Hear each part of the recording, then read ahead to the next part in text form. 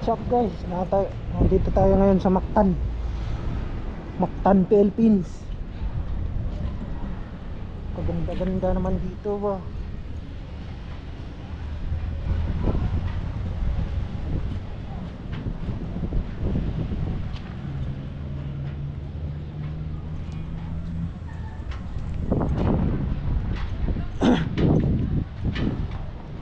Tutor ko kayo dito. Dito po si Lapu-Lapu. Yan. Ang laki ng Lapu-Lapu. Dito yan.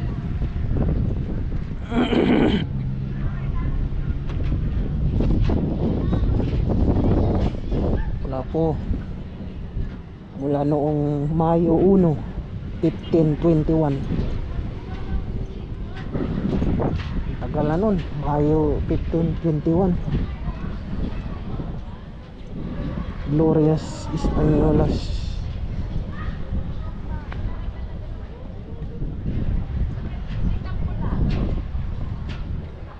Glorias Españolas.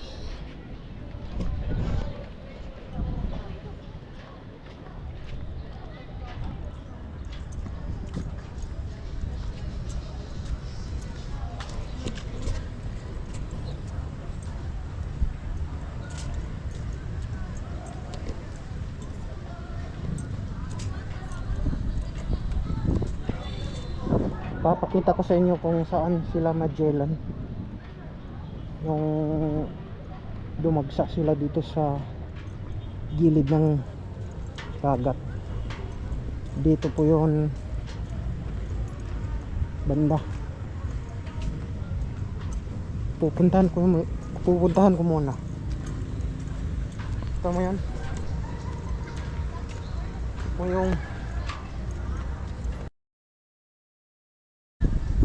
yung tawag dito. Pupuntahan ko pupuntahan ko kung saan sila Magellan nagland. When Magellan land in Cebu City, Mactan, here, this area, kita niyo yan. Ito po yun.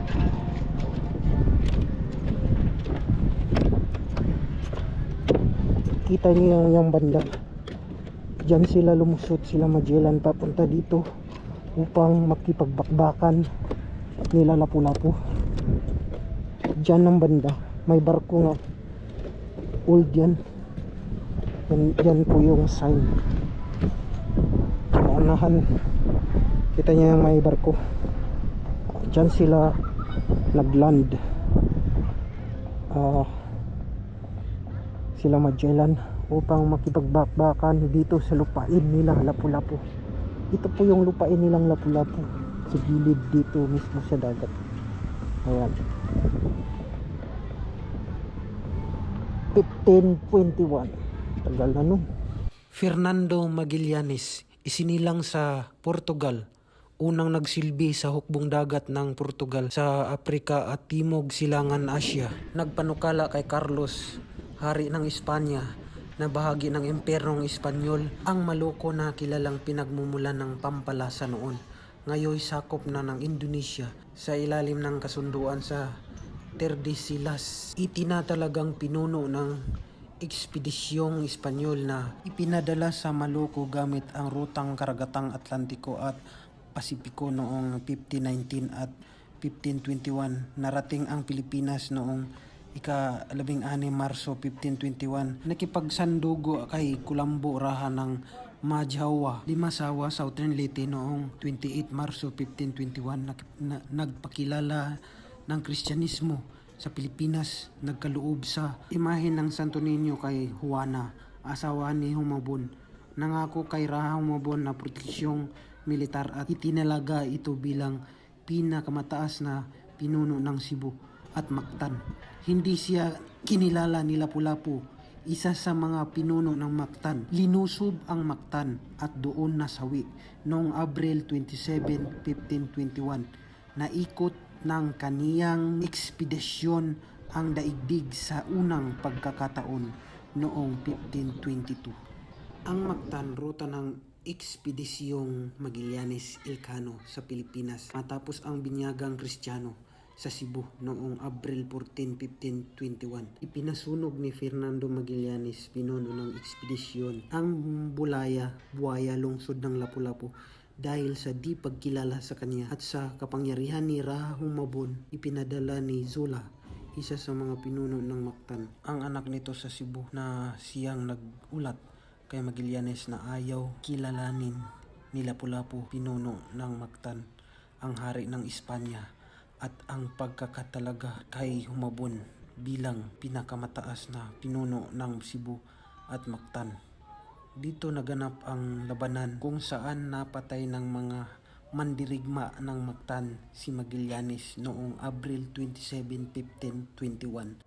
Si Lapu-Lapu, isa sa mga pinuno ng Mactan, nanindigang nagsasarili at malaya ang kanyang bayan mula sa kapangyarihan ng hari ng Espanya at hindi kinilala ang pagtalaga ni Ferdinand Magallanes kay Rahumabon bilang pinakamataas na pinuno ng Cebu at Mactan.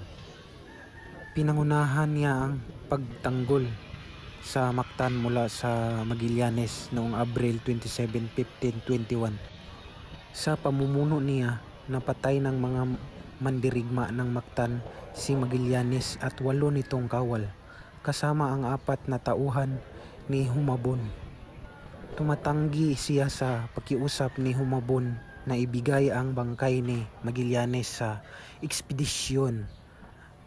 Binantaan niya si Humabon na sasalakayin ang Cebu kung hindi ito makikiisa sa pagpaslang sa nalalabing kasamahan ni Magallanes sa Cebu noong Abril 29, 1521. Bilang tugon, isang piging ang hinanda ni Humabon sa Cebu at doon pinatay ang mga pinuno at ilang kasapi ng ekspedisyon noong Mayo 1, 1521. Ang gandang pakinggan sa mga labanan nila dati, at andito tayo sa lugar mismo nila sa kung saan sila naglalaban. Salamat sa inyong panunood. Hanggang dito na lang po, at sana may knowledge kayo about dito sa lugar na ito. At maraming salamat sa lahat ng suporta ninyo, at sana hindi kayo magsawa na subaybayan ang mga videos ko. Salamat. God bless.